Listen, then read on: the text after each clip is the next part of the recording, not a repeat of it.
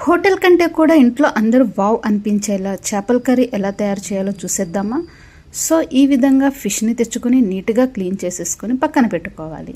ఆ తర్వాత ఒక ఏఎంసీ పాట్ని తీసుకోండి, దాన్ని ప్రీహీట్ చేసుకోవాలి. ఫస్ట్ బ్లూ డాట్ వరకు వస్తే ప్రీహీట్ అయినట్టు. ఆ తరువాత కొద్దిగా ఆయిల్ని, అలాగే ఉల్లిపాయ ముక్కలు, ఉల్లిపందు, పచ్చిమిర్చి అన్నిటినీ వేడి చేసుకుని మూతతో క్లోజ్ చేసుకుని దోరగా ఫ్రై చేసుకోవాలి. ఆ తరువాత దీంట్లో నెక్స్ట్ గసగసాలు, అలాగే వెల్లుల్లి పేస్ట్ని కూడా చేసుకుని పక్కన పెట్టుకోవాలి ఈ విధంగా. నెక్స్ట్ అల్లం వెల్లుల్లి పేస్ట్, కొద్దిగా ధనియాలు, జీరా పౌడరు, కారం, ఉప్పు.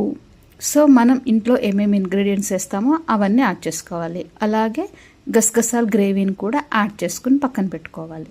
నెక్స్ట్ చూడండి కారం. సో మనం ప్రతిదీ ఇంట్లో వేసే ఇంగ్రీడియంట్స్ వేసేసుకున్నాక అవి కొంచెం మగ్గిన తర్వాత ఈ ఫిష్ ముక్కలన్నిటిని కూడా వేసుకుని పచ్చిగా ఉన్నప్పుడే అంతా కలిసే విధంగా కలుపుకోవాలి. తర్వాత ఎక్కువసార్లు ఫిష్ని కలపకూడదు.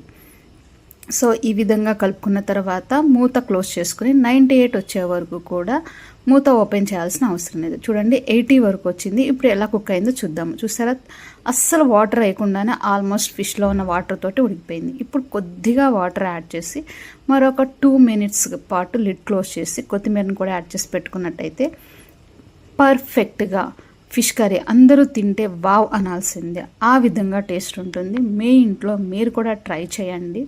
చూడండి, ఆయిల్ కానీ మనం ఇక్కడ వాటర్ కానీ చాలా తక్కువ క్వాంటిటీనే యూస్ చేస్తాము. సో ఈ పాట్ని బుక్ చేయాలంటే స్క్రీన్ పైన ఉన్న నెంబర్కి కాల్ చేయండి.